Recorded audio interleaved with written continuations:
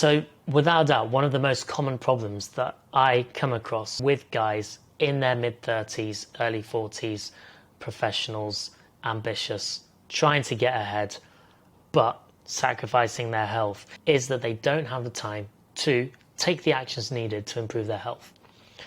I know full well that they probably have not done what we're about to do in this video, which is making the time and finding the time. And so this one's going to be a bit more interactive today, because I'm going to show you exactly how you can determine that you actually do have the time. And I know this works because I coach many very ambitious, successful professionals who do work long hours, who have kids, yet they're still able to find the time to prioritize their health. Now, before I carry on, one thing that I notice with these guys on my program who are getting into great shape and still smashing it in their careers is that they have made this fundamental mindset switch, which most people don't.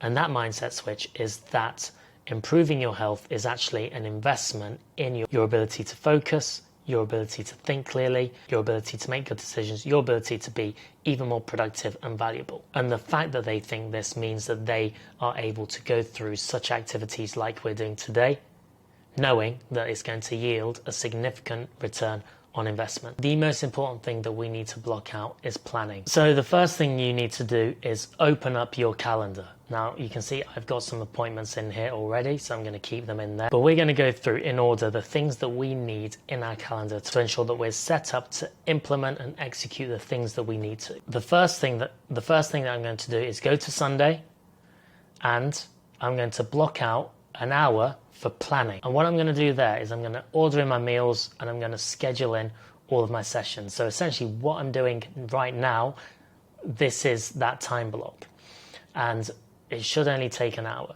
So planning, let's get that locked in. The next most important thing that we need to block out is your time of work. So let's get those in the diary first. So on a Monday, I would typically do 3.5 hours or so of check-ins for my clients. So check-ins, we'll do that there, and then that takes us to there. We might do content on the Tuesday. Basically, I have a good 3.5 hour work block every morning. I've already got something in there, so there we go, copied and pasted, done. In the afternoon, I'll typically dedicate an hour to messaging every single client, so let's get that in as well. Obviously, I don't do that on a Monday because I've already checked in with them.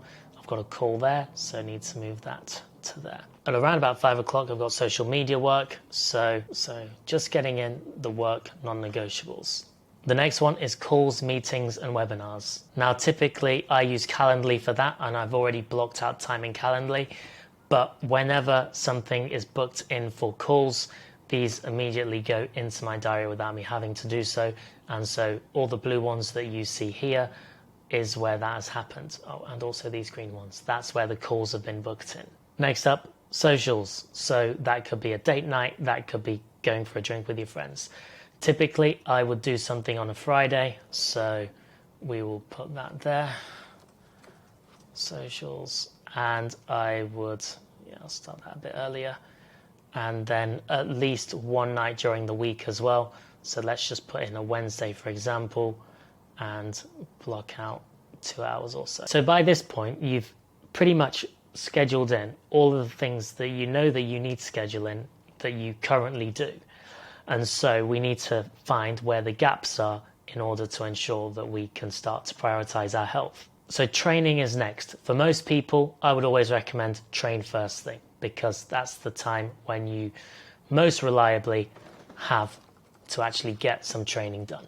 So 3 times per week, gym sessions, done. 6:30 till 7, perfect. If that's not you and you need to do a lunchtime, simply move to a lunchtime. But it's important that you schedule that in.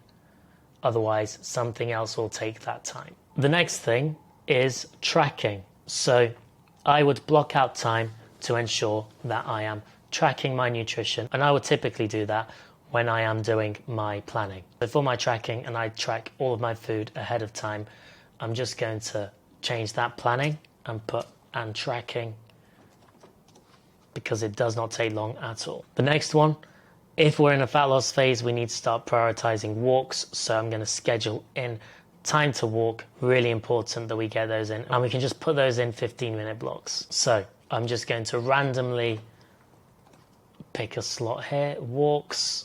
Let's put that in different color, and we will make that, let's 15-minute block. Now obviously you can do more, but we can do that. At lunchtime is always a good time to go for a walk.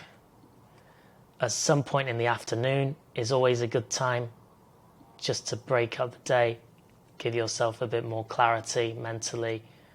And you'll find that by taking these walks and getting these scheduled in, this is going to take you to that 8,000 to 10,000 steps per day that you need to be doing.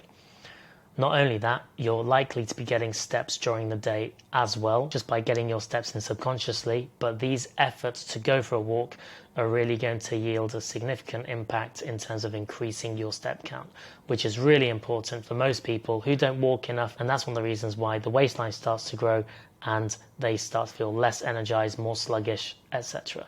And so that's just the start, guys. Now, you might find some people genuinely just don't have enough time. And if that really is you simply don't have the time, then that's the sacrifice you've currently made. And you're just going to have to live with that for now until your health can become some kind of priority. But if you've not yet gone through this activity and you're proclaiming that you don't have time, then you need to do this first. And you need to see if you actually can make time to do the things that you need to do in order to make your health some kind of priority. And that action alone is going to yield significant benefits in terms of you actually getting stuff done, and you're going to realize that you do have more time than you think. So hopefully that makes sense. Hopefully you can see how important it is to schedule things in order to make time and prioritize the things that you need to do. And once we schedule those things in, it's then time to make a plan around how we can make that time as efficient as possible. Thanks for watching, guys. I'll see you in the next video.